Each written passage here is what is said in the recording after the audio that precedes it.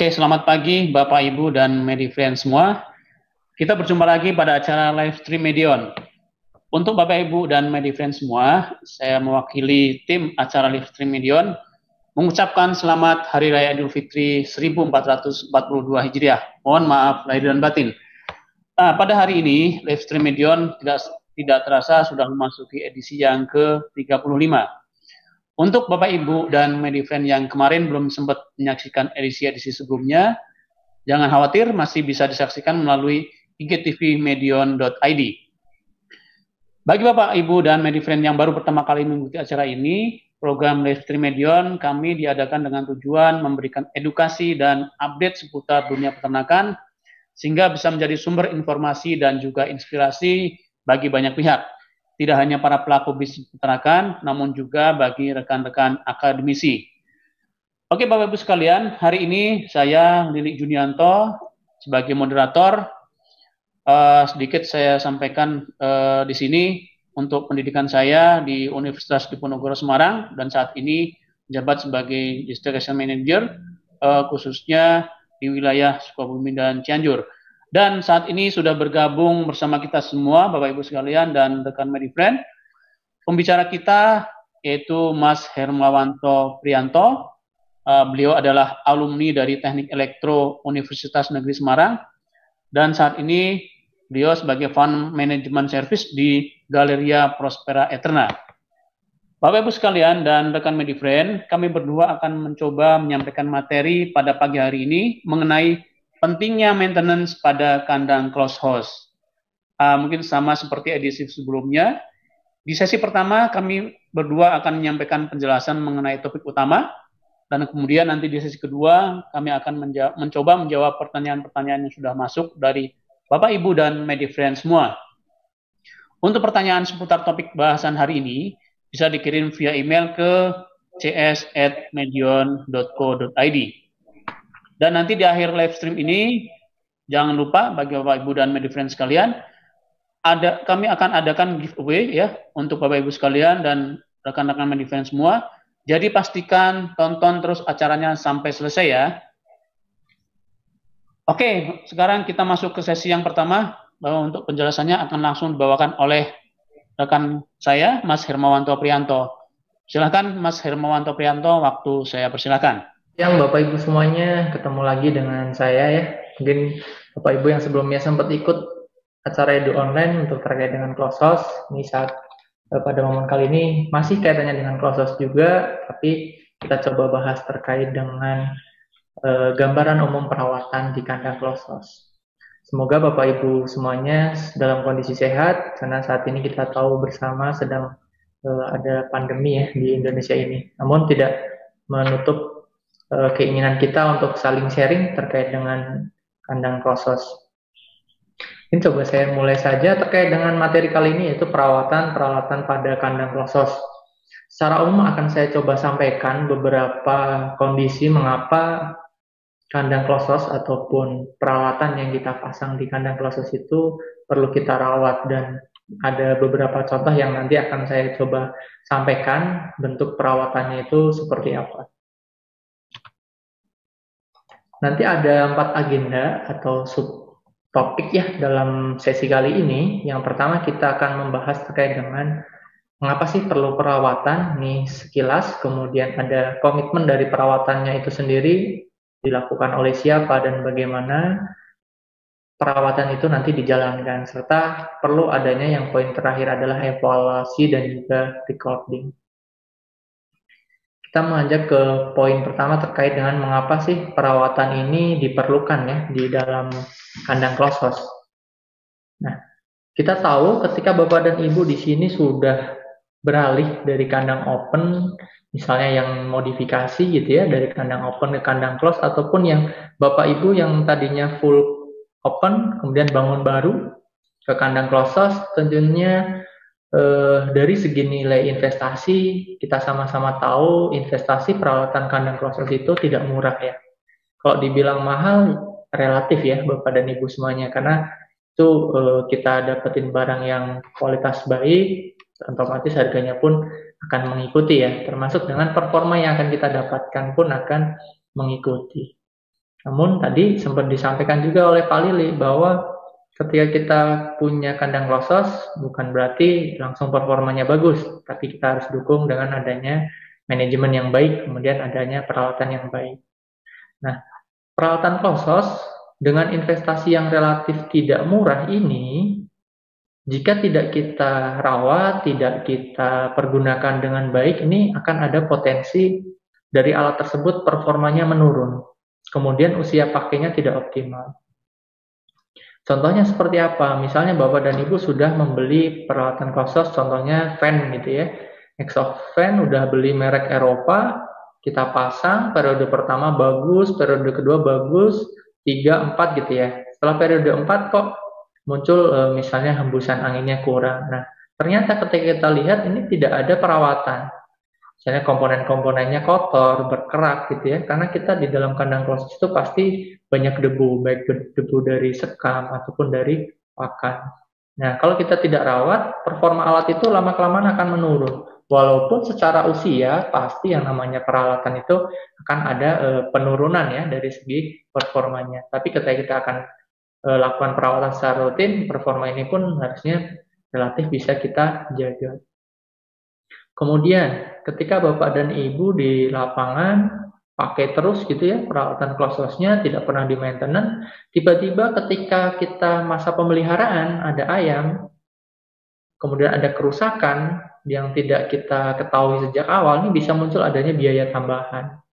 Biaya tambahan ini mulai dari yang terkecil gitu ya, misalnya hanya ganti fan belt di kipas ataupun ganti sensor saja gitu ya, sampai mungkin muncul perbaikan yang biayanya besar seperti tempronnya misalnya short listrik, kemudian motor kipasnya terbakar dan lain-lain. Nah, di situ pun pastinya akan muncul masalah selama pemeliharaan ya. Dan ujung-ujungnya ini bisa sangat mengganggu potensi performa dari si unggas itu sendiri. Ibaratnya kita lagi jalan pemeliharaan, kemudian ada short listrik gitu ya di panel karena kita nggak pernah rawat, sehingga peralatan ventilasi tidak bisa berjalan. Otomatis itu akan sangat berpengaruh terhadap kenyamanan ayam, kemudian daya hidup si ayam itu sendiri.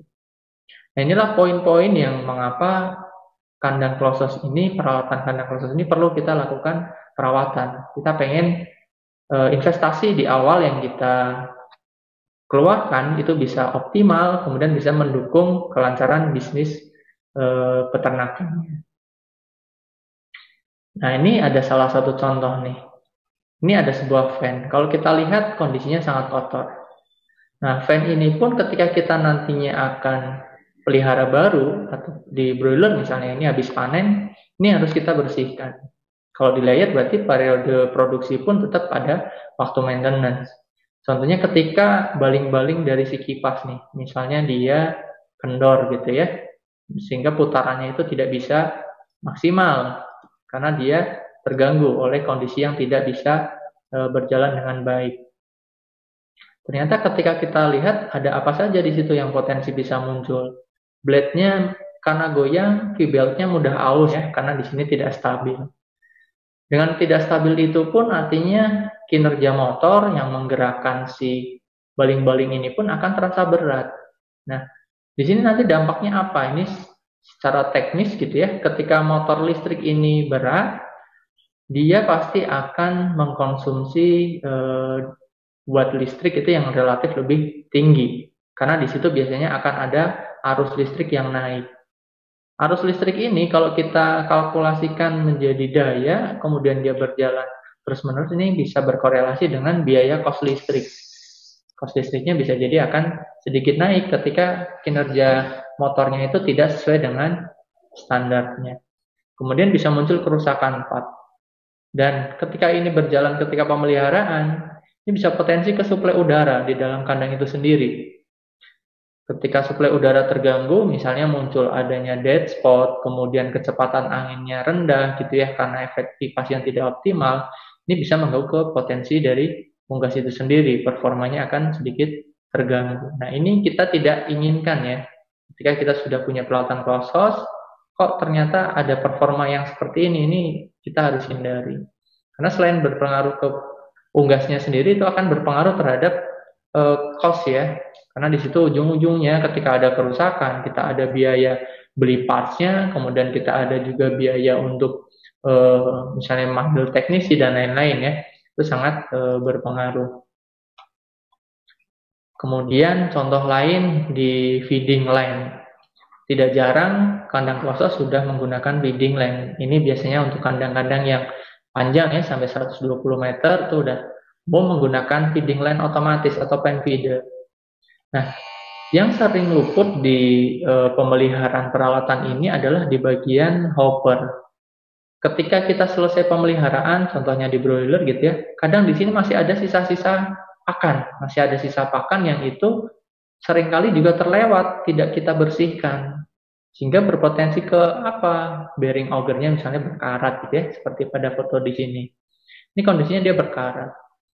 Nah, kalau kondisi ini berkarat, otomatis pergerakan dari auger, kemudian pergerakan dari motor pun akan terganggu. Sehingga di sini kerja motor berat. Kalau kerja motor berat, seperti yang saya sampaikan di kasus fan juga, ini berpengaruh terhadap konsumsi listrik. Ini kalau kita hitung-hitung pasti akan ada selisih ya, kalau kondisi motor tersebut tidak bisa berjalan dengan baik. Bahkan ketika ini seret, macet gitu ya, augernya bisa patah ketika kita lakukan pemeliharaan ayam ya, patah saat kita distribusiin pakan, ini akan berpengaruh terhadap distribusi ransumnya. Kita tidak ingin distribusi ransum ini terganggu ya, padahal ya kita menggunakan otomatis kan pengennya semua distribusi pakan itu lebih mudah, lebih cepat gitu ya, sehingga ayam lebih mudah untuk makan.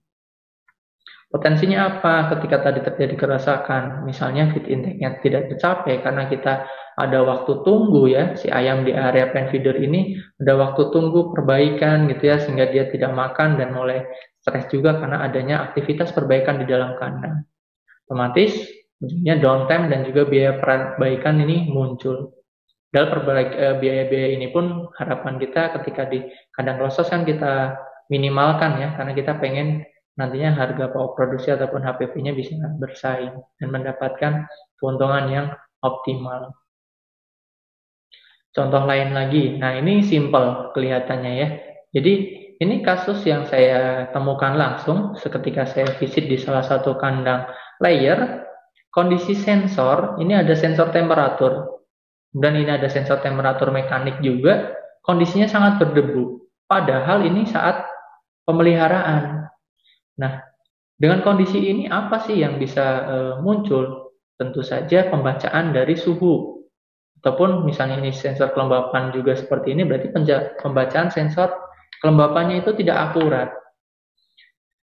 Contohnya misal ya, ketika tidak akurat tersebut nih, dia banyak debunya, kemudian dia ngerasa lebih panas nih, atau sensornya ini ngedeteksi panas. Nah, tiba-tiba dia menyuruh cooling pad misalnya, padahal di dalam itu belum terlalu panas. Jadi di sini ada potensi kinerja dari ventilasi itu tidak optimal, tidak sesuai dengan target ataupun pencapaian suhu yang kita inginkan. Bisa muncul potensi heat stress, ataupun misalnya kalau cooling pad-nya sempat nyala gitu ya, kelembapannya naik, kita juga potensi heat stress dan juga ngap ya di dalam kandangnya. Nah ini contoh yang simple, bagaimana kita perlu melakukan perawatan. Ini perawatan yang sifatnya mungkin bisa mingguan. Hal-hal seperti ini harus kita perhatikan untuk menjaga kualitas dari peralatan yang kita sudah pasang dan kita investasikan. Kemudian cooling pad. Ini sangat kelihatan cooling pad-nya udah ini mau pada ambruk. Kemudian kalau kita zoom lagi itu ada yang berdebu, ada yang sudah berkerak gitu ya. Nah, kondisi cooling pad ini saya temui di salah satu di daerah Jawa Timur juga karena efek jarangnya ada perawatan. Jadi ini setelah pakai udah aja cuma disemprot doang gitu ya, cuma dicuci aja tapi tidak pernah dikasih perawatan, misalnya apakah ada titik-titik yang dia sudah muncul lumut, muncul kerak, nah itu harus dibersihkan. Kenapa sih kalau cooling pad ini nanti berdebu ataupun berlumut, berkerak, akibatnya apa ke performa kandangnya tersebut? Nah, salah satunya adalah udara masuk itu terhambat. Ketika udara masuk terhambat, otomatis akan mempengaruhi suplai oksigen di dalam kandang. Dia akan ada potensi muncul area dead spot, area kecepatan angin yang rendah, dan lain-lain. Termasuk juga kinerja cooling pad-nya ini tidak bisa optimal dari sisi apa? Ketika cooling pad ini kita butuhkan untuk kita aliri air, ternyata dia tidak mampu menurunkan suhu secara optimal karena area cooling pad ini sudah banyaknya dipenuhi oleh debu ataupun kerak mineral ya, sehingga efek penurunan suhunya pun tidak optimal. Secara usia pakai pun pasti akan cepat rusak ya kalau kita tidak pernah rawat. Kemudian ujung-ujungnya akan mengganggu ke distribusi di dalam kandangnya itu sendiri. Contoh yang lain di nipple dringer. Mungkin Bapak dan Ibu sudah rutin ya melakukan flushing di dalam kandang, itu tetap dipertahankan ya untuk kita membantu jalur nipple ini agar tetap bersih ya, terhindar dari munculnya biofilm ataupun terhindar dari menumpuknya biofilm yang bisa menebal nih, lama-kelamaan makin tebal sehingga nanti akan potensi ada menyumbat nipelnya, ada yang bisa bikin nipelnya bocor, atau bahkan karena debit airnya itu kecil, water intake-nya nggak tercapai. Tentunya water intake ini juga akan berkorelasi dengan feed intake ya, atau konsumsi pakannya. Apalagi kalau misalnya di area nipple ini, di dalam pipanya ini sudah terbentuk biofilm, ini tempat sarangnya bakteri seperti coli itu juga banyak nih di area biofilm ini. Ini bisa menimbulkan adanya potensi penyakit pada ayam. Sehingga nanti ujungnya performa ayam juga yang akan terganggu. Kemudian, nah ini sedikit tambahan lagi. Kalau kita bicaranya kandang close house, tidak hanya peralatan mekanik ya, tetapi ada peralatan kelistrikan. Di mana peralatan kelistrikan ini kalau kita tidak rawat secara apik, ini juga akan ada potensi-potensi masalah. Contohnya misalnya kalau ini kita buka, di dalamnya berdebu, kotor gitu ya, ini bisa ada potensi konslet listrik. Kemudian kalau misalnya di listrik itu kan dia menghasilkan arus listrik ya, peralatan tersebut. Nah, arus listrik ini biasanya dia sifatnya panas. Karena di dalam ini banyaknya logam gitu ya, ini kena panas ataupun nanti misalnya lama-kelamaan koneksinya kendor, tidak pernah kita cek, ini pun akan berpotensi sampai ada short listrik ataupun sampai kebakar di area panelnya. Ini yang harus kita hindari, kejadian-kejadian kerusakan karena kita tidak pernah melakukan perawatan di kandang tersebut. Nah, kita coba ke poin yang kedua. Setelah kita tadi melihat contoh-contohnya, mungkin Bapak dan Ibu sudah menyadari juga bahwa poin-poin tadi memang bisa jadi real ya dialami oleh Bapak Ibu semuanya di lapangan gitu ya. Dan yang kedua adalah komitmen perawatan. Komitmen perawatan itu seperti apa? Nah, dari definisi perawatan itu sendiri adalah sebuah aktivitas atau semua aktivitas yang kita lakukan untuk melakukan koreksi, kemudian menjaga atau mempertahankan kualitas peralatan agar tetap berfungsi dengan baik. Di sini ada ada kata koreksi ya. Koreksi ini erat kaitannya dengan jenis maintenance-nya.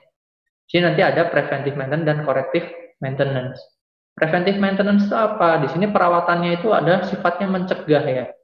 Sebelum kejadian adanya kerusakan-kerusakan ataupun mencegah terjadinya kinerja peralatan itu tidak optimal. Ini biasanya kita sebut dengan preventive maintenance. Jadi kita preventif dulu atau mencegah dulu, karena cegah lebih baik ya. Kalau kita misalnya sudah bisa cegah, otomatis nanti kayak misalnya cost gitu ya, itu bisa relatif kita bisa tekan. Kemudian kita perlu lakukan adanya corrective maintenance. Nah, corrective maintenance ini akan terminimalir. Jadi si corrective maintenance ini adalah perawatan yang dilakukan saat adanya kerusakan atau saat terjadinya kinerja alat itu misalnya dia tetap bisa berfungsi tetapi dia tidak optimal, maka kita perlu adanya korektif atau kita melakukan koreksi.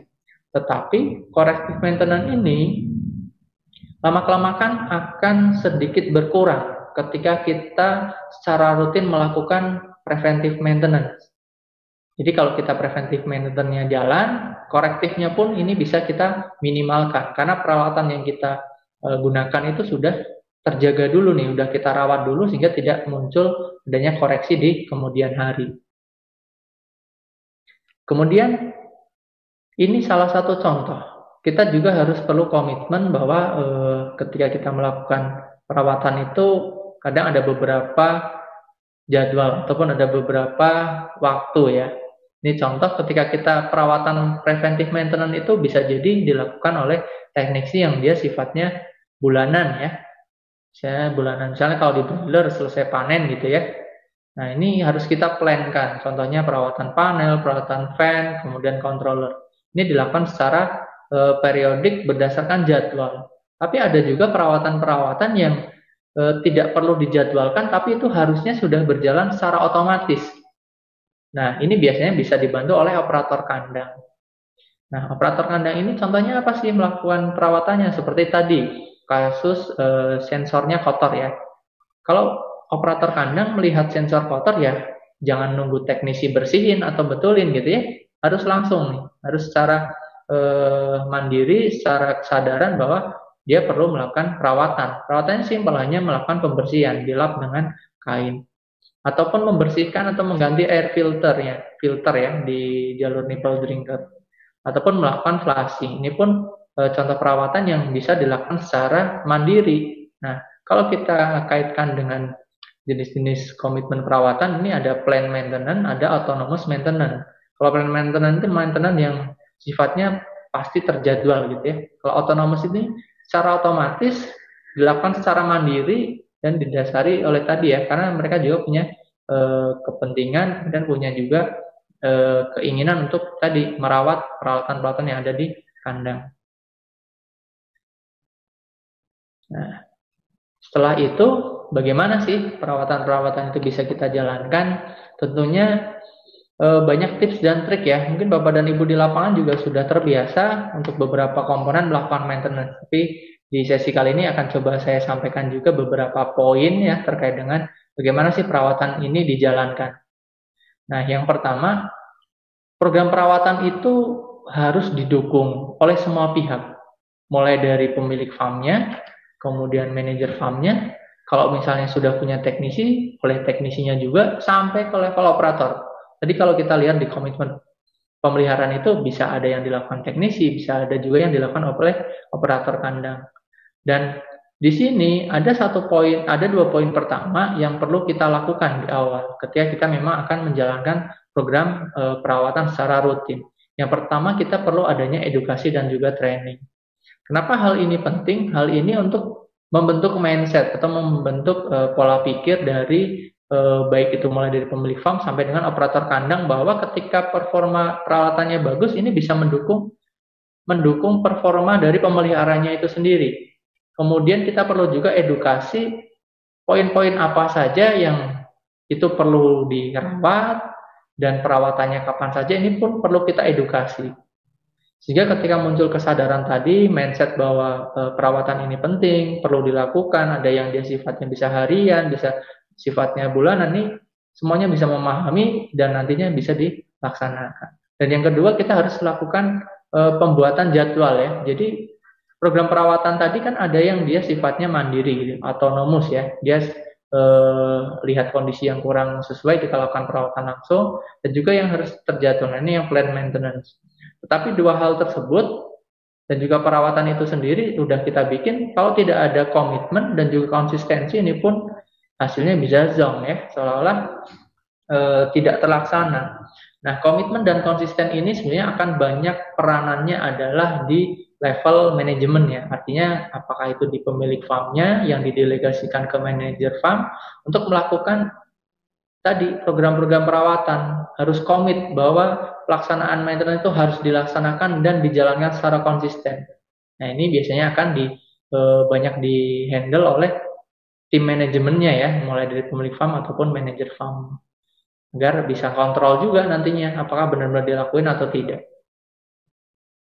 Ini contohnya ketika kita tadi ya berikan edukasi bisa dua model. Classroom dulu, kemudian kita on job training.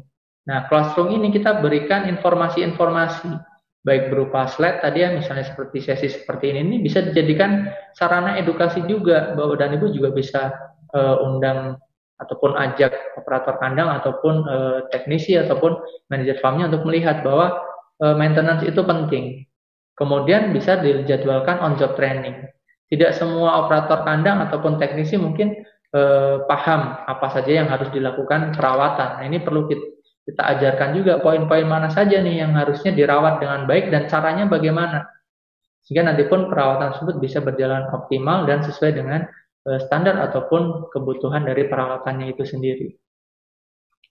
Kemudian yang kedua ada program perawatan yang terjadwal. Ini salah satu contoh saja ya. Bapak dan Ibu bisa kembangkan program-program perawatan yang di kandang Bapak Ibu sendiri, baik itu kandang layer, kandang broiler, itu bisa diterapkan program perawatan. Nah, ini tergantung dari kondisi dan juga peralatan apa saja yang ada di dalam kandang tersebut. Contohnya nih, misalnya di exhaust fan gitu ya, di komponen ventilasi. Seperti membersihkan wear guard. Wear guard ini kayak jaring ya yang dipasang di kipas, ini bisa dibersihkannya kalau dia cepat kotor bisa mingguan misalnya. Kemudian kalau seperti belt gitu ya, V-beltnya, kemudian blade-nya apakah kencang apa enggak, ini bisa dijadwalkan bulanan. Kalau di broiler mungkin after satu periode bisa dicek gitu ya, atau di 2 periode. Ini bisa kita sesuaikan dengan kondisinya. Tapi secara umum memang ada dia perawatan yang bisa mingguan atau harian, bahkan ada yang bulanan. Misalnya lagi di drinking system gitu ya, di jalur nipple drinker, ini ada contoh flushing. Flushing itu pun bisa dilakukan mingguan atau bahkan harian ketika apa? Misalnya Bapak Ibu baru selesai memberikan obat atau vitamin. Nah, ini perlu dilakukan flushing. Seperti membersihkan dosatron misalnya. Dosatron yang sudah kita gunakan ini pun perlu kita bersihkan. Karena biasanya di dosatron ini akan muncul kerak ataupun endapan dari sisa-sisa obat atau vitamin. Contoh lain lagi dari sensor. Sensornya kita bersihkan mingguan misalnya ya, untuk dibersihkan di ujung-ujung sensornya. Kemudian di panel, kayak kita tadi kalau melihat di panel itu kan banyak komponen, ini tiap bulan bisa kita monitor apakah beban ataupun peralatan yang berada di kandang tersebut masih berjalan pada range kelistrikan yang standar, misalnya arus listriknya atau tegangannya. Ini pun perlu kita jadwalkan juga sehingga termonitoring ya, dan juga kita bisa menjaga tadi peralatannya bisa tetap optimal. Nah, ketika jadwal itu sudah dibentuk, ada salah satu tools ataupun alat yang bisa kita gunakan untuk membantu proses maintenance. Nah, paling simpelnya adalah dengan form ataupun berkas ya, ataupun dia modul form isian, yang isinya di sini itu nanti ada komponen-komponen apa saja yang perlu dilakukan maintenance, serta nantinya akan ada harus diapain, misalnya apakah harus diganti, dibersihkan, dan lain-lain. Ini contohnya ada di forum perawatan exhaust fan di kandang ya. Mulai dari fungsi kebersihan shutter, jadi yang buka tutupnya. Kalau misalnya pakainya yang butterfly, berarti di sini yang shutter garis miring butterfly misalnya. Kemudian keutuhan dan kebersihan grill atau ram kawat, kemudian kebersihan blade, housingnya, kondisi motornya seperti apa gitu ya. Ini ada urutannya ataupun ada listnya ya. Nah, forum ini akan sangat membantu bapak-bapak dan ibu-ibu yang di lapangan oleh operator ataupun teknisi yang melaksanakan itu tahu apa saja yang harus dilakukan dan tidak ada yang terlewat karena semuanya itu sudah terlist ya. Nah, ini harapannya dengan forum ini tidak ada yang terlewat dilakukan maintenance. Nah, kemudian ini ada contohnya nih. Ketika kita sudah punya forum, kita coba misalnya di fan gitu ya. Di fan. Ini contohnya ada 3 komponen yang bisa kita cek. V-belt misalnya ya. V-beltnya ini kondisinya apakah masih oke atau tidak. Adakah yang mulai getas, mulai retak-retak atau tidak. Kemudian kekencangan puli nih. Di sini ada pulinya. Kemudian di area motor juga ada pulinya. Apakah pulinya tersebut ada kecacatan atau mulai aus ataupun dia mulai goyang, perlu dikencangkan, ini perlu kita cek. Kemudian ada juga blade-nya nih, baling-balingnya. Baling-balingnya itu posisinya masih oke atau tidak, atau ternyata kalau misalnya nih Bapak Ibu pakainya blade yang stainless gitu ya, sempat ada ayam masuk atau tikus masuk, ternyata dia sedikit ada goyang gitu ya. Nah, ini perlu kita cek secara langsung. Wire guard atau jaring untuk menutup area fan ini pun perlu kita cek apakah dia masih bisa berfungsi, kotor atau tidaknya, ini kita cek karena wire guard ini juga membantu ya untuk pest control, misalnya tikus ataupun ayam bisa tertarik ataupun masuk di area fan. Nah, ini salah satu contohnya di kipas ya, 3 komponen. Nah, ini sedikit gambaran nih. Kita melihat di V-belt, ini V-belt udah kondisinya nggak utuh ya, udah ada yang mulai putus setengah ini. Dan kalau kita lihat V-belt yang dia connect ke puli, ini contoh yang masih bagus. Jadi dia masih penuh mengisi pulinya. Kemudian yang sebelah kanan ini udah kecil dan dia udah tipis ya, masuk terlalu dalam ke area pulinya. Nah, di sini ini bisa kita jadikan trigger ataupun jadikan acuan bahwa kondisi belt ini sudah mulai tidak bagus, sehingga kita bisa jadwalkan adanya koreksi. Kita adakan koreksi, kita penggantian V-beltnya agar ketika kita nanti pemeliharaan tidak terjadi sampai putus si beltnya itu, sehingga pas ada ayam sampai putus gitu kan repot ya, ventilasinya tidak bisa optimal. Ini harus kita jalankan. Kemudian cooling pad. Di sini sangat kelihatan, ini cooling pad di kandang 120 kali 12 ya. Ini sekitar 14 meter. Ternyata ketika cooling pad ini menyala, ternyata kok ada beberapa titik yang dia airnya nggak turun. Kemudian ada titik lain yang airnya udah turun sampai bawah. Nah, ini kenapa nih? Nah, ini pasti ada kondisi-kondisi yang dia tidak oke ya. Misalnya di jalur atas ini pipanya udah mulai tersumbat lubang-lubang kecilnya. Akibatnya distribusi air pun tidak merata. Nah, dampaknya apa terhadap pemeliharaan? Ketika di sini memang sudah diperintahkan cooling pad ini menyala, tetapi ternyata cooling pad ini tidak terbasahi secara menyeluruh, di sini berarti efek ataupun kerja cooling pad ini pun tidak optimal ya. Suhu yang dimasukkan melalui cooling pad ini masuk ke dalam kandang itu pun penurunan suhunya tidak bisa optimal. Sehingga yang harapannya kita misalnya turun suhunya 1 sampai 2 derajat, ini turunnya misalnya 0,5. Jadi di dalam itu ayamnya masih kepanasan gitu ya. Nah, ini juga akan potensi terjadi. Sehingga cooling pad ini pun harus rutin kita lakukan maintenance ya. Baik jalur air rainmakernya ataupun jalur si distribusi airnya itu. Contohnya lagi, kalau tadi mungkin efek dari atasnya itu ada yang tersumbat. Kalau pas kita lihat lagi ternyata ya ini salah satu contoh kasusnya adalah cooling pad-nya itu keluar dari frame-nya. Nah, ini sempat saya temui di salah satu pelanggan, ternyata kenapa sih si cooling pad ini bisa keluar? Ternyata dudukan frame bawahnya itu ada yang bergeser. Karena dia memasang ke dindingnya sudah termakan usia gitu ya, sehingga dia ada pergeseran. Nah, kondisi ini pun akan bisa berpotensi tadi yang aliran airnya tidak bisa merata membasahi cooling pad secara optimal, yang ujung-ujungnya efek penurunan suhunya tidak optimal, yang harapannya ada penurunan suhu ini jadi kurang gitu ya, pengaruh ke dalam kandang. Kemudian kita juga perlu lakukan cek terhadap air ya, kondisi air untuk sirkulasi cooling pad ini apakah tersedia, kemudian fungsi pelampungnya ya, kalau misalnya Bapak dan Ibu pakai pelampung ini masih bisa mendistribusikan air dengan bagus atau tidak nih, mensuplai air dengan bagus atau tidak. Ini perlu kita lakukan pengecekan secara berkala, secara rutin. Harapannya ketika ini bisa kinerjanya bagus, kan airnya terpenuhi saat dibutuhkan untuk membasahi cooling pad, airnya cukup. Kemudian kita perlu cek juga kebersihannya. Dan kebersihan kita bisa juga lakukan penambahan desinfektan gitu ya, desinfeksi untuk misalnya membantu membunuh kuman ataupun lumut dan lain-lain gitu ya, untuk membantu kualitas air di cooling pad-nya itu sendiri, bisa seperti penambahan medis ya.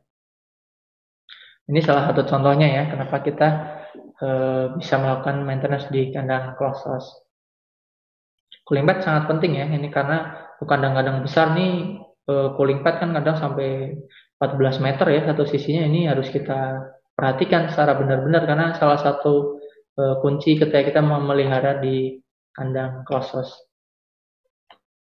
Kemudian secara fisik nih, secara fisik dari cooling pad-nya apakah sudah mulai berlumut atau mulai rontok nih si cooling pad.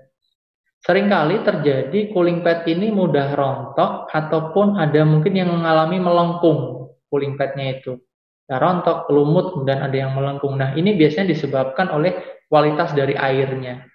Misalnya airnya terlalu asam ataupun terlalu basa, itu akan berpengaruh. Nah, paling sering itu kadang muncul deposit material ya, kayak kerak warna putih-putih, nah itu biasanya dari kualitas air. Nah, perlu juga kita lakukan pengecekan dari kualitas airnya. Ketika cooling pad udah mulai rontok, mulai tersumbat, baiknya kita ganti ya kalau sudah tidak bisa dibersihkan. Kemudian kadang ada peternak yang dia memasang waring atau jaring ya. Nah, waring atau jaring ini cukup membantu untuk mencegah si cooling pad ini mudah kotor. Jadi ini bisa dipasang. Namun yang jadi catatan adalah ketika masang waring ini, baiknya di bawah ini ya ada atapnya ya, sehingga ini tidak mudah misalnya kena pas hujan kita tidak mudah basah. Karena kalau waring ini basah ketika hujan, padahal kita nggak ingin cooling pad nyala, ini kan seolah-olah udaranya juga jadi makin lembab ya, yang tertarik. Kemudian kita perlu ingat juga untuk masang waring ini jangan terlalu dekat dengan cooling pad. Ini biasanya 80 cm sampai dengan 1,5 meteran. Nah, harapannya apa? Harapannya adalah udara yang masuk ke cooling pad ini tidak terganggu, tidak terlalu berat yang masuknya. Makanya ini perlu adanya jarak. Cooling pad sendiri ada macam-macam ya. Ada yang dia warnanya dark coated ataupun yang berwarna hitam kan, yang paling sering di Indonesia, atau yang warnanya brown. Dari pengalaman untuk beberapa kondisi itu yang ada coatednya itu relatif lebih tahan lama ya, walaupun semua itu balik lagi ke maintenance kita seperti apa, kemudian kualitas air yang digunakan untuk cooling pad itu seperti apa. Nah, tadi masih nyinggung juga, tadi saya sempat sampaikan ada komponen selain mekanik adalah kelistrikan, di mana komponen kelistrikan ini sangat vital peranannya, karena ketika komponen kelistrikan terutama di panel ini bermasalah, maka peralatan potensinya adalah tidak bisa berjalan atau tidak bisa berfungsi, karena semuanya itu dijalankan dari panel ini. Maka ini perlu dilakukan maintenance oleh teknisi yang kompeten. Nah, sangat kami anjurkan bagi bapak-bapak yang sudah memiliki kandang krosos, memiliki teknisi, atau kalau misalnya tidak memiliki teknisi secara langsung di organisasi farmnya itu, minimal kita punya rekanan ya, pihak ketiga yang memang dia paham listrik, dia bisa sebagai teknisi listrik yang sewaktu-waktu bisa kita panggil ya, untuk bantu kita melakukan perbaikan ataupun maintenance di perawatan di panel itu sendiri. Contoh yang paling sederhana ketika kita memelihara panel adalah pertama mengukur arus listrik ataupun tegangan listrik di panel tersebut ketika peralatan berfungsi. Saya ambil contoh misalnya kipas. Kipas yang dia bekerja normal, tidak ada kendala di mekanik, maka ketika kita jalankan, kemudian kita ukur arus listriknya, maka dia ada di posisi arus listrik yang standar atau pada range yang normal. Sebagai contoh, kalau kipas 50 inch nih, kipas 50 inch itu rata-rata kan dayanya sekitar 1100 ya. Ketika kita pakainya yang 3 fasa, 380 volt gitu ya, ini kisaran arus listriknya adalah di 2,9 sampai dengan 3,2, tergantung dari kualitas dari si motornya itu sendiri. Nah, ketika arus listriknya saat kita cek di atas range itu ataupun di bawah range itu, ini akan ada potensi ya, ada potensi bisa jadi si kipas tersebut tidak normal berputarnya, ya, putarannya tidak normal, maka perlu kita lakukan perawatan. Contohnya lagi, kalau arus listriknya itu terlalu tinggi, bisa jadi malah kipasnya nanti lama-kelamaan motornya terbakar. Nanti perlu kita lakukan perawatan, pengecekan secara rutin. Nah, kami sarankan bagi Bapak dan Ibu itu minimal punya rekanan teknisi listrik ataupun memiliki teknisi listrik sendiri untuk mengcover banyaknya kandang yang dimiliki oleh Bapak dan Ibu di lapangan. Dan lakukan flushing, ini untuk jalur nipple drinker ya, contoh yang lainnya. Paling mudah adalah untuk perawatan nipple drinker ini flushing ya, flushing secara rutin, ini paling umum kita lakukan. Flushing biasanya menggunakan air bertekanan. Nah, kualitas dari flushing sendiri tidak hanya dari tekanan airnya, tetapi dari seberapa lama sih flushing ini dilakukan dan berapa kali. Nah, flushing ini catatannya adalah sekitar 1 menit per 30 meter. Kalau Bapak dan Ibu di lapangan punya kandang 120, itu bisa sekitar 4 menit melakukan flushing. Tujuannya apa? Tujuannya adalah semua kotoran yang berhasil terkena tekanan air itu bisa terbuang secara optimal ke area belakang ya. Kemudian kita bisa jadwalkan untuk menjaga kualitas airnya, kemudian menjaga di dalam pemipaannya kita lakukan desinfeksi air minum. Bisa menggunakan seperti desinset atau produk-produk lainnya ya, sesuai dengan peruntukannya. Ini sangat dianjurkan. Kemudian sangat dianjurkan juga untuk melakukan flushing ketika selesai pemberian obat atau vitamin. Karena kita tahu ketika kita memberikan obat vitamin itu biasanya kan ada waktu konsumsi habis ya, target konsumsi habis. Nah, setelah habis selesai pemberian itu langsung kita lakukan kebersihan ataupun jalur flushingnya itu kita buka, kemudian kita buang si air sisa-sisanya. Nah, di air minum juga ada komponen-komponen lain. Selain jalur nipelnya tadi, ada juga misalnya filter air gitu ya. Filter air pun ini bisa dijadikan salah satu program perawatan yang dia sifatnya mandiri ya. Bisa dilakukan secara mandiri oleh operator kandang. Kita bisa lepas filternya, kita bersihkan dengan air bertekanan atau kita sedikit agak gosok-gosok gitu ya. Namun kalau ini sudah sangat kotor, sudah partikelnya itu rongga-rongga yang sangat tertutup, itu baiknya langsung kita ganti dengan cartridge yang baru. Nah, ini harus kita jaga karena kalau di sini nanti misalnya banyak lumut, banyak biofilm, ini juga potensi adanya bakteri. Nah, selain itu ada juga di dosatron. Dosatron ini kalau Bapak dan Ibu rutin pakai, maka di sini akan ada potensi endapan-endapan sisa obat atau vitamin. Paling minim kita bisa lakukan pembersihan dosatron itu pada area ujungnya. Ini paling minimnya dulu ya. Jadi area ujung ini sebenarnya bisa dibuka. Kita bisa putar, kita lepas. Awalnya kita lepas bisa di area bawah dulu ya, yang dia melekat ke selang. Kemudian kita lepas dari si bodi warna birunya, nanti di sini kita bersihkan. Nah, yang paling sering terjadi di lapangan itu biasanya ada seal karet ya, ada seal karet warna hitam, O-ring gitu ya modelnya, itu kadang ada yang mulai aus gitu ya, bentuknya mungkin mengkerut dan lain-lain, ini perlu kita bersihkan atau dia sudah berkerak si area-area di saluran masuknya obat atau vitamin ini biasanya mulai mudah terkena ada keraknya, ada sisa-sisa dari obat atau vitamin ini perlu kita bersihkan secara berkala. Kalau misalnya udah sangat lama, ini juga sebenarnya sampai ke atas ini bisa dibongkar nih. Bagian atas tutupnya juga bisa kita bersihkan. Nah, tergantung dari usia pemakaian. Secara detail ini pun bisa diakses cara-caranya ini di saat Bapak punya manual booknya dan lain itu bisa. Ataupun misalnya ada pengadaan training khusus gitu ya untuk maintenance, baik itu mulai dari kipas sampai dengan dosatron. Selain itu, kalau kita mau membantu tadi low maintenance gitu ya, kita juga bisa melakukan pencegahan.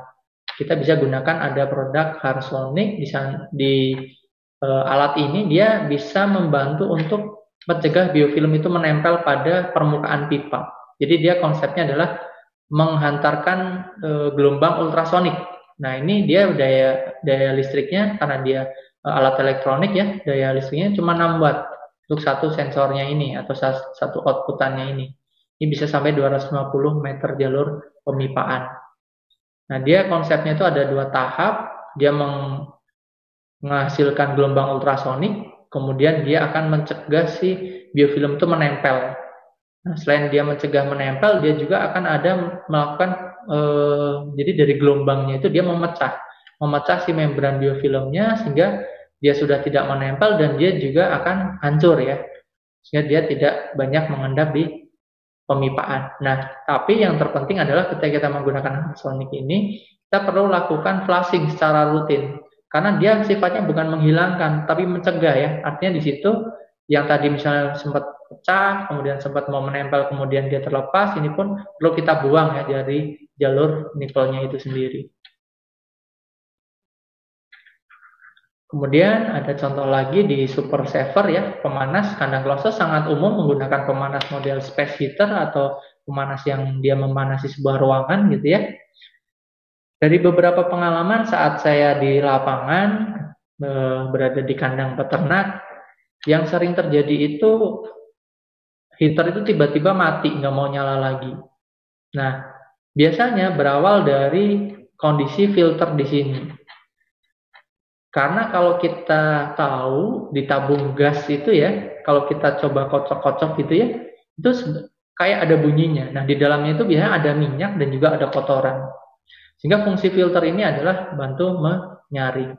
Kemudian kalau kita lihat di sini, ini ya, bagian bawah itu seperti ada tutupnya. Nah, tutupnya itu kita harus lakukan rutin pembersihan. Biasanya di area tutup, di area ini sebenarnya bentuknya T gitu ya, di area tutup paling bawah ini suka terjadi endapan kotoran yang masih masuk ya, kotoran dari tabung gas masih masuk melewati filter dan pada umumnya itu berbentuk seperti minyak di sini. Nah, ini bisa kita bersihkan, kita buka, kita lap dengan kain lap. Kalau ini tidak rutin kita bersihkan, nanti biasanya kena ke valve-nya. Nah, ini di bagian dalam ini nanti ada valve yang dia berfungsi untuk buka tutup dari heater. Nah, ini kalau di lapangan suka ada info, wah ini valve-nya nggak mau nyala lagi gitu ya, rusak.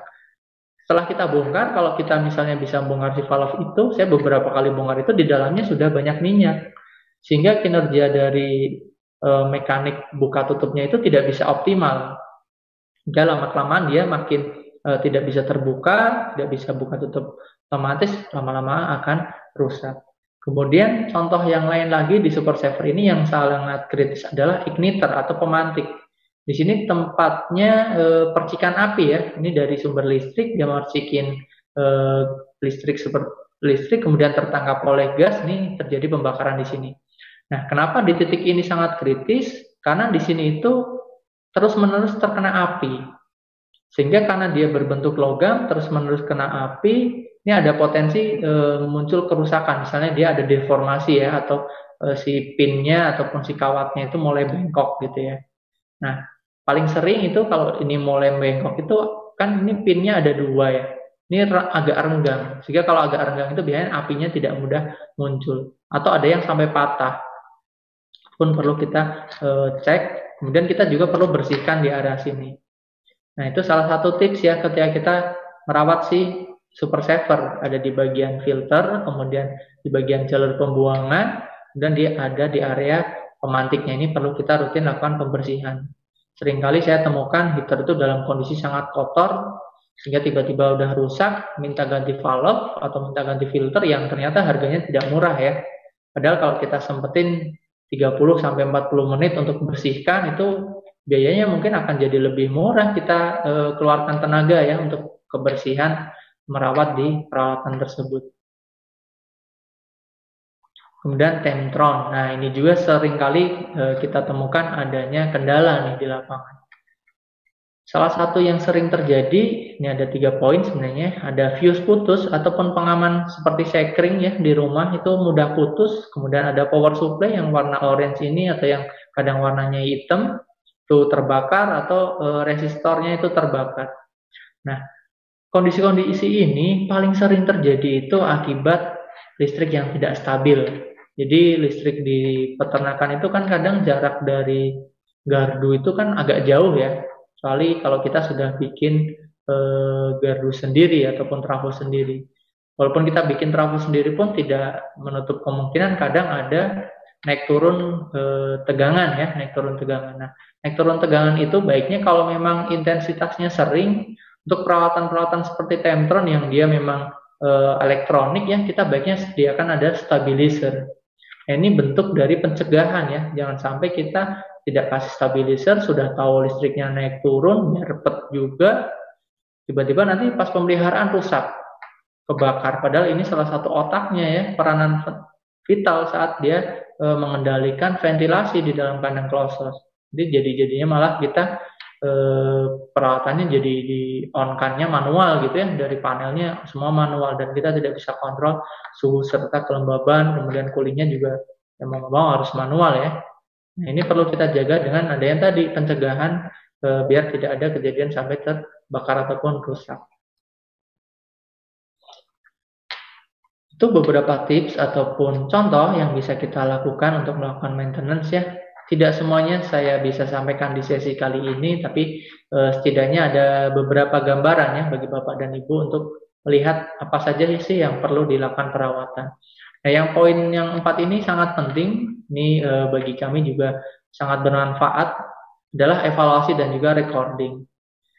Nah, tadi kalau kita ingat di sesi awal-awal ada forum ya, forum yang membantu kita memastikan tidak ada yang terlewat. Kemudian forum tersebut pun harus kita isi. Kemudian kita di situ akan mendapatkan informasi ke depannya. Ini salah satu forum yang kita gunakan di salah satu farm di daerah Semarang. Ini kita mengecek sampai 5 kipas, kemudian ada panelnya, ada drinkernya dan lain-lain. Ternyata ketika kita cek gitu ya, fan 1 itu ketika kita cek secara visual, secara fungsi ternyata ada kondisi V-belt aus. Nah, dengan forum ini itu akan terrecord. Ada kejadian apa, ada kondisi apa, dan di sini kita bisa lakukan apa sih perbaikannya. Kemudian kita juga bisa inputkan dengan tindakan pencegahannya apa. Sehingga dari record ini kita jelas harus ngapain. Nah, dan juga ketika ini dilakukan oleh teknisi ataupun dilakukan oleh operator kandang ataupun dilakukan oleh siapapun yang melakukan perawatan, ini adalah sebagai salah satu bukti. Salah satu bukti bahwa pelaksanaan perawatan itu benar-benar dilakukan dan ada hasilnya. Kemudian ada next step ataupun follow up yang akan dilakukan selanjutnya.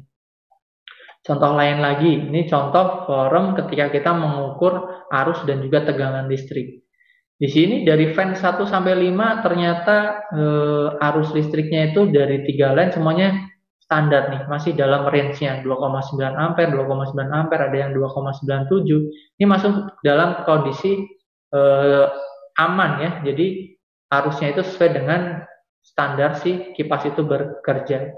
Artinya di sini kipas pun dalam kondisi bagus, kemudian tegangannya juga bagus, kondisi panelnya pun berarti dalam kondisi bagus. Sehingga di sini kalau misalnya ternyata ditemukannya agak melenceng gitu ya, angkanya tinggi gitu. Nah, itu bisa jadikan indikasi bahwa kita bisa dan perlu melakukan perawatan selanjutnya, apakah itu perawatan di panelnya ataukah itu perawatan di kipasnya itu sendiri. Ini bisa jadikan salah satu tadi bahan ataupun informasi awal untuk kita melakukan next step ke depannya.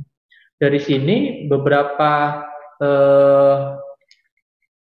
personil juga atau beberapa farm juga yang ini sempat saya temui di farm yang memang integrator ya udah cukup besar, karena dia punya banyak kandang, dia akan membuat sebuah rekap data history.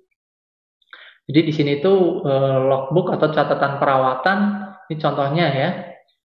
Dia punya kandang close house A di daerah Tangerang. Ternyata terakhir kandang itu selesai diinstalasi tanggal 12 Januari 2019. Saat itu ternyata di tahun 2021, 27 Februari terjadi kasus V-belt putus.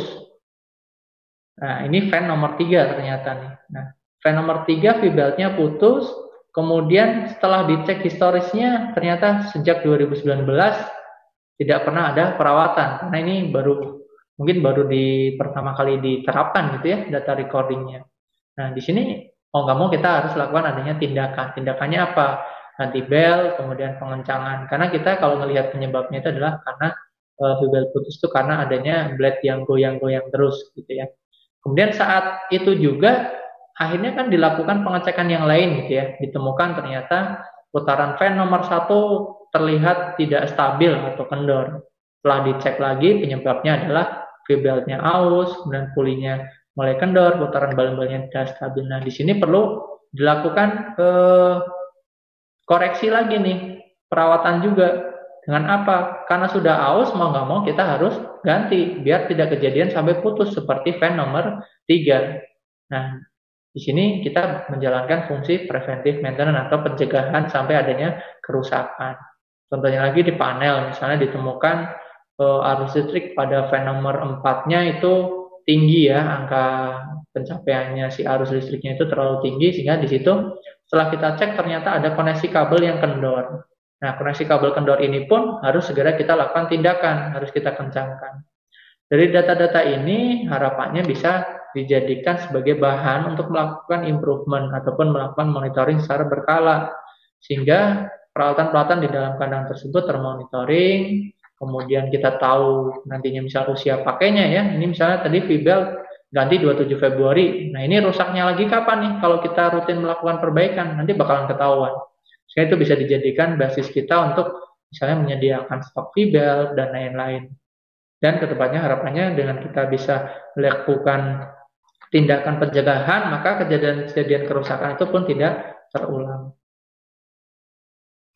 Ya, mungkin itu dari saya untuk sesi di maintenance closures ini. Memang mungkin tidak terlalu banyak juga bagi Bapak dan Ibu semuanya karena memang kita terbatasan waktu ya, tapi setidaknya di sesi kali ini saya coba sharing ya beberapa yang sempat saya temui, kemudian minimal membuka wawasan ataupun membuka informasi awal bahwa di peralatan closures itu penting untuk melakukan maintenance. Jadi dengan maintenance kandang closures itu, karena closures ini kan harapannya di awal untuk membantu kita ya, misalnya peternak itu mendapatkan performa yang maksimal, tentunya didukung dengan manajemen yang baik juga, tapi harus didukung dengan tadi peralatannya berfungsi baik dengan cara melakukan korektif dan juga preventif maintenance. Nah, ini harapannya bisa menjadi informasi bagi Bapak Ibu peternak untuk bisa mulai menjadwalkan perawatan yang secara periodik untuk menjaga tadi ya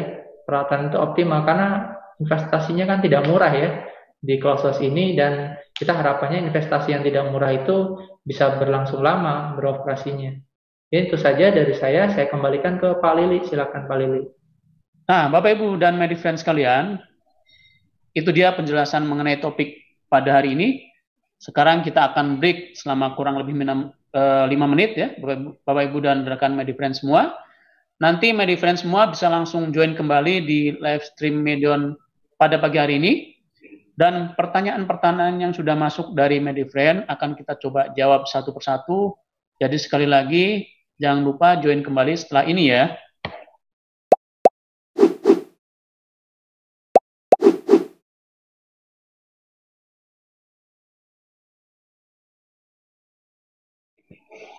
Bapak, Ibu, dan Medifriends semua, terima kasih sudah bergabung kembali bersama kami di live stream Medion pada sesi tanya jawab pada pagi hari ini.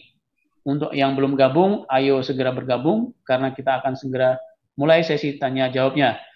Baik, kita akan langsung mulai dengan pertanyaan yang pertama terkait Funbet nih, Mas Her. Ini ada pertanyaan yang hampir mirip-mirip ya. Jadi dari Mas Kurnia, dari Pak Tri Agus, dari Pak Ihsan Ahmad, ini hampir mirip pertanyaannya, yaitu terkait Funbet. Mungkin pertama, ini Mas Her, berapa lama atau berapa tahun sekali perlu dilakukan penggantian Funbelt pada fan? Itu pertanyaan yang pertama, Mas Her. Mungkin bisa langsung dijawab, Mas Her. Boleh. Pertanyaannya terkait Funbelt atau sekaligus ya, Mas Her? Terkait Funbelt ya, Mas Her ya? Boleh, Pak. Silakan, Pak. Ya, oke. Ini ada juga yang mirip, makanya ini agak mirip-mirip. Nah, ini mungkin dari Mas Kurnia nih. Selamat siang. Ini bukan cuma saya, pasti banyak peternak yang masih bingung nih cara mungkin tentang pergantian atau jangka waktu pemakaian Funbelt ya, yang baik agar tidak mengganggu performa kipas. Yang saya tanyakan apakah ada parameternya. Jadi mungkin Funbelt yang perlu diganti seperti apa nih Mas Her. Ya, itu. Terus berikutnya juga terkait Funbelt juga, ini dari Pak Tri Agus. Ini ada pertanyaan juga. Ini Funbelt pada exhaust fan usianya berapa jam running nih? Mungkin berapa lama ya yang mungkin yang normal nih Mas Her ya. Terus baiknya penggantian menunggu rusak atau ditentukan berdasarkan masa operasinya. Itu Mas Her. Terus juga terkait Funbelt juga masih ada lagi satu dari Pak Ihsan Ahmad nih. Sama ini, berapa masa Funbelt harus diganti untuk direct fan, Mas Her? Itu Mas Her, pertanyaan yang terkait Funbelt mungkin bisa jawab sekaligus nih, kalau Mas Her ya. Boleh. Mungkin concernnya lebih banyak ke usia pakai, kemudian ya pakai, parameternya kapan ganti gitu ya Pak Lili ya. Indikatornya seperti apa yang harus diganti, gitu ya. Tuh Mas Her. Oke. Ini kita coba sambil saya sampaikan juga terkait dengan Funbelt ya. Jadi kalau kita melihat kipas yang ada di kandang closures itu kan memang ada dua jenis ya. Tadi sempat saya dengar juga ada yang menyinggung direct fan ya kalau nggak salah ya. Nah, untuk Funbelt sendiri ini dari beberapa pengalaman saya ada satu kandang yang saya pasang sejak 2016. Ini daerah Serang gitu ya. Dia menggunakan memang produk dari Eropa, dan terakhir kita kunjungan ke sana 2020 Bahkan dari total 20 kipas, baru sekitar 2 fan belt yang ganti. Itu pun kondisinya adalah karena ada yang dia baling-balingnya sempat terbentur oleh tikus yang cukup besar sama ular masuk. Nah, di situ ternyata tidak tercek sehingga ada puli yang agak goyang gitu ya, sehingga mengakibatkan ada putus. Jadi dari beberapa pengalaman kita di lapangan, baik di farm kami internal cukup ada juga farm breeding gitu ya. Usia fan belt sendiri bisa bertahan sampai dengan angka 5 tahun. Ini ketika kita memang menjaga dari posisi kemudian kondisi dari minimal adalah pulinya dulu. Puli kemudian posisi dari blade-nya. Jadi sebisa mungkin itu tetap center, tidak ada yang goyang. Itu bisa sampai dengan angka 5 tahun. Kemudian bagaimana kita melihat parameternya itu seperti apa? Yang paling mudah itu kita awalnya adalah lakukan pengecekan dari sisi fan secara menyeluruh. Ketika si fan ini berputar dengan baik, ini saya yakin bahwa si belt ini tidak mudah aus. Nah, ausnya seperti apa? Kalau tadi kita lihat di slide itu dia kan bentuknya ada V-nya gitu ya. Nah, V itu akan lama-kelamaan aus kalau memang kondisinya sudah tadi bisa di atas 5 tahunan dengan catatan bahwa si pulinya itu masih oke. Jadi tidak ada yang berakibat ke goyang ya. Paling umumnya seperti itu. Tapi kalau itu terjadi goyang, baru umur 3 tahun ataupun 2 tahun pun ada yang juga sudah putus. Kemudian salah satu lagi adalah kita perlu lakukan perawatan itu tidak hanya di pulit, tapi dari posisi motor. Di posisi motor ini kalau misalnya terjadi sedikit pergeseran, ini kan puli ini akan jadi relatif kendor ya. Nah, ketika relatif kendor inilah yang sebaiknya kita hindari. Nah, kalau kita ngecek di kipas yang dia menggunakan puli itu, kadang kita bisa tekan di area persis di tengah ya, antara puli center dan juga puli motor itu ya. Kalau kita tekan dengan tangan itu biasanya regangannya hanya turun sekitar 1 sampai dengan 2 cm. Itu biasanya yang kita lakukan di kandang close-house. Ini gambarannya seperti itu Pak Lili. Jadi memang V-belt ini umurnya harusnya panjang ya, bisa sampai 5 tahunan. Tapi kalau kondisi fan-nya tidak pernah kita bersihkan, atau tidak pernah kita setting ya, terutama tadi puli tengah, puli motor dan posisi si blade-nya juga, ini memang akan rawan terkikis ya, terutama oleh pulinya itu sendiri. Ya mungkin juga didukung dengan pemasangan yang presisi ya Mas Her ya. Betul. Posisi puli benar-benar lurus, posisi juga motornya juga benar-benar lurus mungkin ya Mas Her ya. Oke, Mas Her. Itu terkait pertanyaan V-belt, mungkin itu ya Bapak Ibu sekalian. Berikutnya ini masih ada beberapa pertanyaan lagi yang terkait berikutnya adalah masih dengan perbaikan kipas nih Mas Her. Perbaikan kipas ini dari Pak S.A. Teguh Susilo nih. Nah ini mungkin hal-hal apa yang perlu dilakukan dan diperhatikan pada saat perbaikan kipas yang rusak supaya suhu ruangan stabil dan ayam tidak stres. Ini mungkin kalau terjadi kerusakan pada saat produksi nih kelihatannya Mas Her ya. Pertanyaan ini Mas Her. Mungkin ada tip-tip Mas Her? Beberapa kali memang saya juga sempat melakukan perbaikan tersebut untuk kandang-kandang yang memang usia pakainya sudah cukup panjang, di atas 4 tahun. Dan ada kondisi juga sempat menemukan kita harus lakukan perbaikan kipas ketika ada ayamnya gitu ya, ada ayamnya. Nah, kalau kita di kandang close-house itu kan konsep awalnya adalah kalau kita mau pakai tunnel ataupun cross ventilasi dan lain-lain itu ada yang namanya inlet dan outlet, di mana outletnya itu adalah kipas gitu ya. Nah, saat kita melakukan perbaikan kipas, misalnya nih kita lakukan perbaikan kipas 1 unit gitu ya di area belakang. Nah, tentunya saat kita mematikan kipas tersebut, nih yang biasanya kadang saya lakukan adalah kipas itu ketika kita buka itu kan dia mau pakai butterfly atau mau pakai shutter, itu kan mau nggak mau harus kita buka ya. Tetapi ketika kita melakukan perbaikan, sebisa mungkin celah ataupun bukaan si kipas itu minimalkan terbuka sepenuhnya. Artinya ketika tadi kita sempat melepas shutternya, itu kita tutupkan setengah. Kalau misalnya hanya perbaikan contohnya di area puli motor gitu ya. Cooling motor itu kan biasanya di ujung, di pojok-pojok.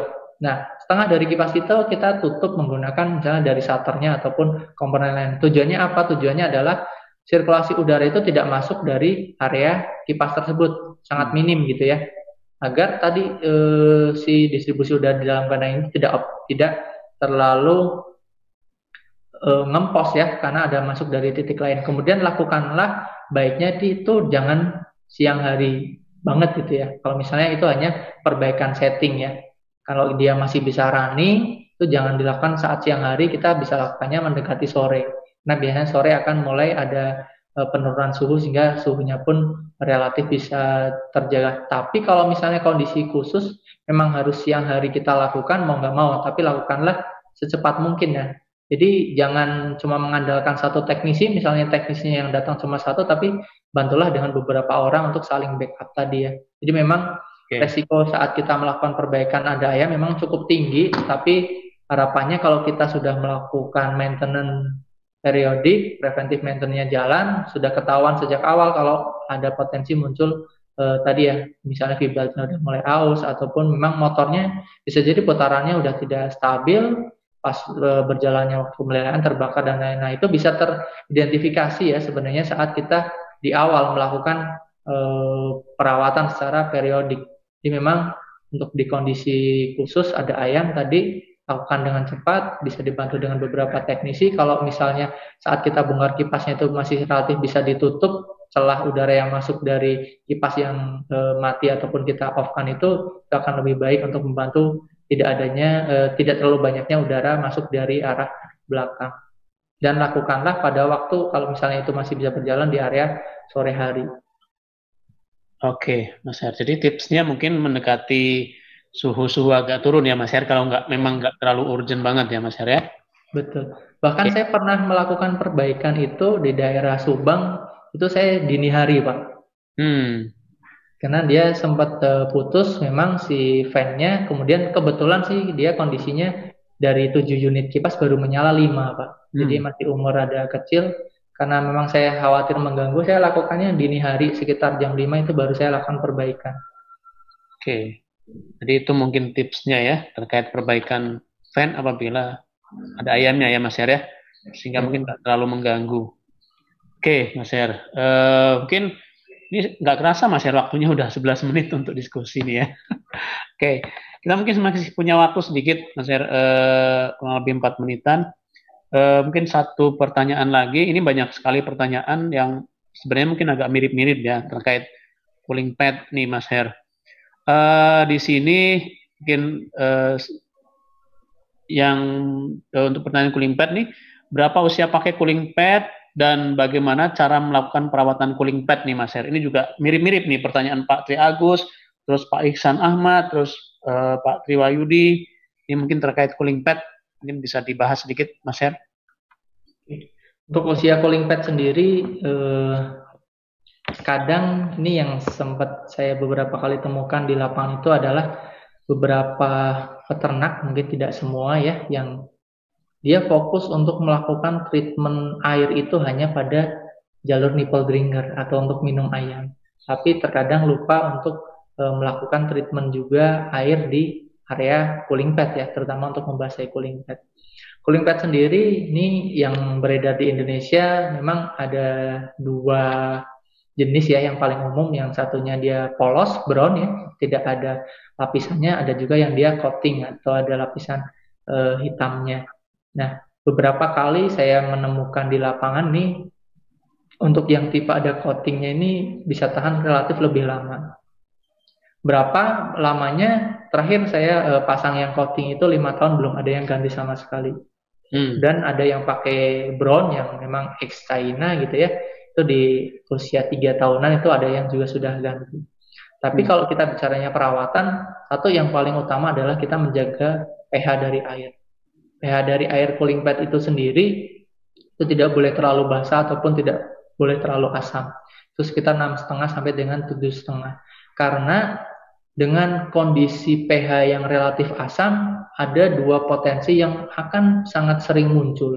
Yang pertama adalah terbentuknya mineral deposit, ataupun kalau kita lihat di cooling pad itu kerak-kerak di cooling pad yang kadang berwarna putih. Nah, ini biasanya cenderung karena pH-nya yang terlalu tinggi. Kemudian ada namanya level TDS ya, atau dissolved solidnya. Jadi kalau kita tes tuh banyak kandungan mineral dalam eh, kandungan yang terlalu tinggi.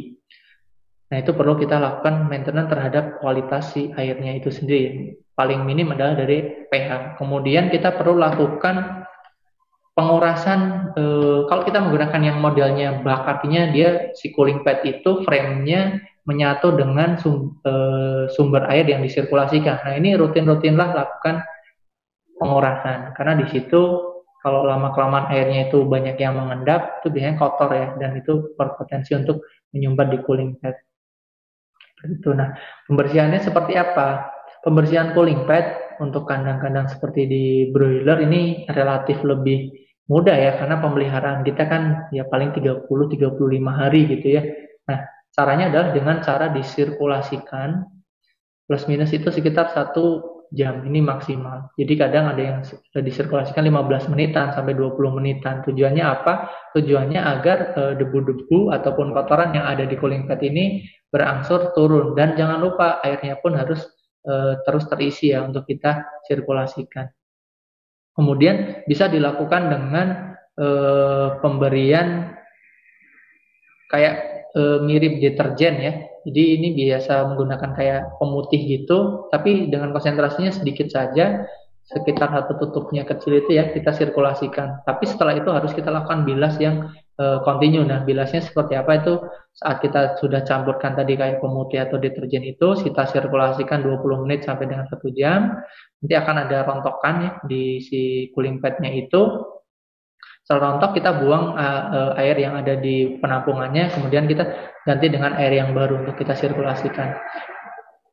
Cooling pad juga baiknya kita tidak lakukan penyemprotan dengan tekanan yang terlalu tinggi, maksimal sekitar di 2 bar itu udah cukup tinggi ya untuk melakukan penyemprotan, dan cukup hati-hati untuk melakukan penyemprotan ini, jangan sampai kita melakukan semprot cooling pad justru malah debunya pada masuk ke area dalam ya, ini juga perlu hati-hati. Dan cooling pad itu bisa disikat sebenarnya. Jadi kalau Bapak Ibu pernah menyikat sepatu, itu kan sikat sepatu itu relatif lebih lunak ya dibandingkan sikat cucian ya. Itu bisa digunakan untuk membantu menyikat area cooling pad bagian luar.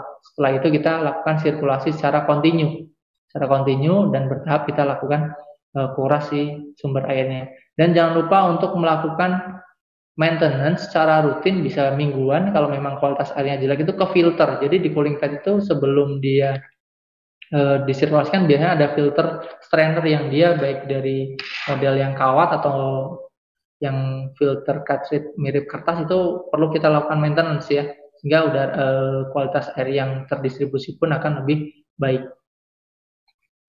Tadi juga bisa ditambahkan dengan adanya wiring untuk mencegah ini ya, debu-debu menempel ya di area cooling pad-nya itu sendiri. Mungkin itu Pak Lili, jadi kualitas air sangat berpengaruh terhadap usia pakai cooling pad. Kalau terlalu asam itu biasanya cooling pad lebih mudah rontok. Kalau airnya dicampur klorin, gimana Mas? Gak apa-apa ya? Bisa Pak. Bisa ya. Oke, ini juga ada pertanyaan, kalau misalkan airnya dicampur klorin gak apa-apa ya. Oke, mungkin satu pertanyaan lagi Mas Her nih, karena waktunya juga sudah mepet sekali ya. Satu pertanyaan, ini mungkin terkait masalah flushing nih Mas Her. Masalah flushing ini dari Pak Tri Agus nih, biar semua bagian ada pertanyaan ya. Pada flushing pipa itu baiknya mekanis atau kimiawi Mas Her? Mungkin ada pengalaman Mas Her? Baik yang mana? Mekanis atau kimiawi? Atau mungkin dikombinasi dua-duanya Mas Her? Ya, untuk flushing pada pipa? Flushing pipa nipple ya Pak ya? Ya, mungkin pada minum. Air minum. Nah, memang ini flushing ini pun ada beberapa cara ya. Memang ada yang mekanik, ada yang kimia. Kalau kita menggunakannya mekanik itu akan efektif ketika memang kita sudah melakukannya itu secara rutin dan kualitas airnya itu tidak mudah menimbulkan biofilm yang mengendap. Ini akan relatif lebih efektif. Tetapi secara durasinya ini akan jadi lebih sering ya. Kalau kita lebih sering ini pun konsumsi airnya ataupun kita mengeluarkan air untuk flushing ini pun cukup tinggi. Nah, kalau kimiawi itu eh, ada kelemahannya untuk yang beberapa karena adalah kita perlu adanya waktu tunggu ya. Karena kalau kimiawi itu rata-rata misalnya kita pakai asam cuka gitu ya, kita harus endapkan dulu untuk membantu tadi ya merontokkan kotoran-kotoran yang ada di dalam si Pipa. pipanya sendiri. Bagusnya ini bisa dikombinasikan. Jadi kita tetap menggunakan tekanan. Jadi kalau kita masih menggunakan regulator, itu kan bisa ada mode flushingnya ya. Kita gunakan juga pompanya dan pompanya ini jangan terlalu yang gede ya Pak ya. Jadi kalau kita flushing di kandang klosos itu gunakan pompa yang sekitar 2 sampai 3 bar saja settingannya. Jadi Oke. jangan terlalu kencang juga. Kemudian kita bisa bantu dengan tadi kimiawi ataupun misalnya kita kasih dengan asam cuka untuk kita endapkan beberapa waktu ya. Untuk yang model kimiawi itu kadang suka dipakai juga di kandang-kandang breeding ya yang dia ada waktu jeda pas malam ataupun pas mati lampunya cukup panjang gitu ya. Kemudian kita beri tadi kimia ataupun asam itu untuk diendapkan dulu. Jadi baiknya bisa dikombinasikan untuk memang tadi ya misalnya pemeliharaannya itu jangka panjang. Tapi kalau kayak di broiler, kalau kita pas hari-harinya rutin melakukan flushing ini cukup dengan tekanan saja. Asalkan ada catatan juga kalau kita selesai memberikan obat ataupun vitamin ini sesegera mungkin lakukan flushing ya. Dan kualitas dari flushing nggak cuma dari tekanan, tapi dari durasi. Jadi durasi flushing ini juga sangat berpengaruh terhadap hasil flushingnya itu sendiri. Oke, Bapak, Ibu, dan my friend semua, itu dia jawaban dari pertanyaan-pertanyaan yang sudah kalian kirimkan ya, untuk pertanyaan yang belum sempat terjawab pada pagi hari ini, mohon maaf. Tapi jangan khawatir, jawaban yang belum sempat kita jawab pada sesi pertanyaan tadi, kita akan kirimkan jawabannya via email ke Bapak, Ibu, dan my friend semua. Dan yang seperti yang sudah kami sampaikan di awal hari ini, kami akan mengadakan giveaway ya. Mungkin caranya bagaimana Bapak, Ibu, dan my friend semua cukup menjawab pertanyaan seputar topik yang ada, yang akan kita posting hari ini di IG Story ya. Jadi setelah acara ini, nanti silakan cek di IG Story di Instagram Medion. Jadi jangan lupa cek IG Story medion.id setelah acara live streaming ini selesai ya. Terus bagi pemenang juga akan diumumkan via IG Story. Jadi jangan lupa untuk follow terus medion.id. Dan juga jangan lupa subscribe website kami di www.medion.co.id. Akhir kata, terima kasih dan sampai jumpa di live stream Medion episode berikutnya. Terima kasih. Assalamualaikum warahmatullahi wabarakatuh.